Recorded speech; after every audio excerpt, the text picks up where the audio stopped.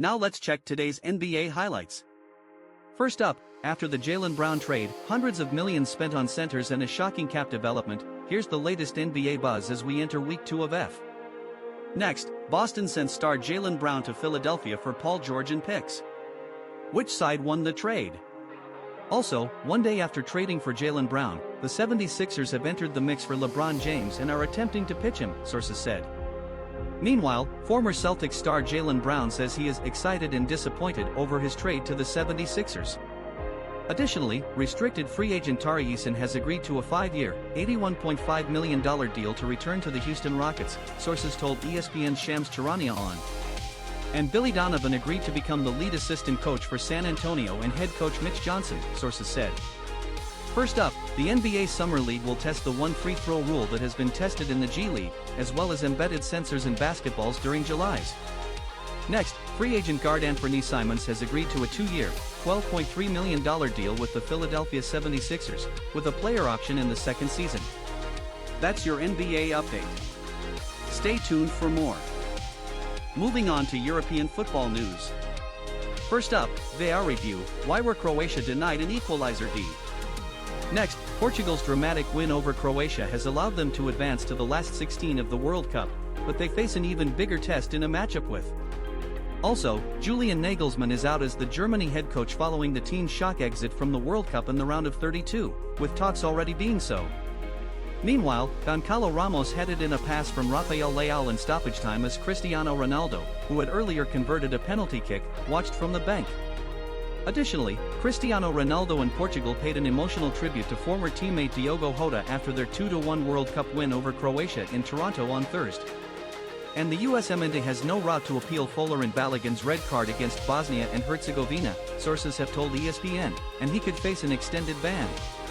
First up, players will not be sent off for covering their mouths when speaking to an opponent in UEFA competitions, the governing body confirmed. Next, Breel Embolo and Dan Ndoye both scored and Switzerland advanced to the round of 16. That's the latest from European football. Here's the latest from the NFL. First up, the break between minicamp and training camp is some of the last focus time players have to read. Next, the star couple will have their wedding at Madison Square Garden on Friday night, according to a law enforcement official briefed on the security plan. Also, the brother of Ravens defensive lineman Calais Cambell has been charged with murder after police found their 71-year-old mother dead at a home in Atlanta. Meanwhile, Blaze Taylor, a former defensive back at Arkansas State and NFL scout for the Titans, was found guilty of murdering his girlfriend and her unborn child. Additionally, former NFL running back Chris Johnson is calling for the revival of the Ice Bucket Challenge to raise awareness of ALS as he fights the progressive NE. And the NFL Players Association and Brendan Sorsby will not be pursuing litigation after the NFL's decision not to hold a supplemental draft this year, AC. First up, the Lions have released Terrion Arnold after he was arrested last week on felony charges of armed robbery and kidnapping, the team announced Monday. Next, David Doty, the U.S. District Judge who directed numerous NFL labor matters in his Minneapolis courtroom and made a 1992 ruling that paved the way for. That's all the big NFL news for today.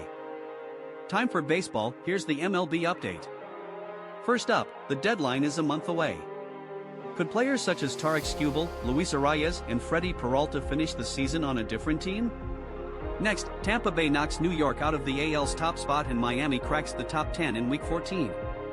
Also, Cade Cavalli and Wilson Contreras each have been suspended 7 games for their roles in a benches-clearing brawl at Fenway Park on Tuesday night. And meanwhile, Padres right-hander Randy Vasquez was in stable condition after fainting following his abbreviated start Thursday night against the Dodgers, manager seed. Additionally, Brewers ace Jacob Misiorowski is in line to start the Sunday before the All-Star break, which would make him ineligible to pitch in the All-Star game. And Shohei Ohtani will be in the Dodgers lineup when he makes his pitching start Friday, and catching him will be Dalton Rushing.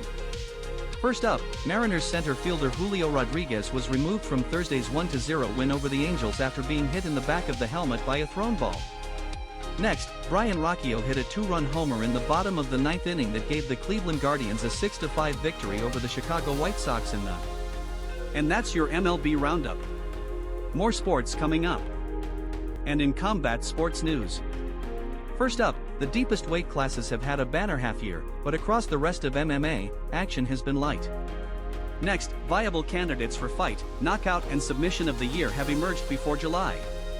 Also, UFC heavyweight champ Tom Aspinall confirmed he has been medically cleared to resume contact and shared Thursday that he has returned to full training.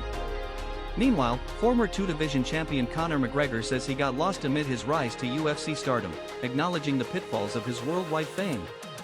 Additionally, PFL women's featherweight champion Chris Cyborg, who previously was a champion in the UFC, Bellator, Strikeforce and Invicta FC, will defend her title.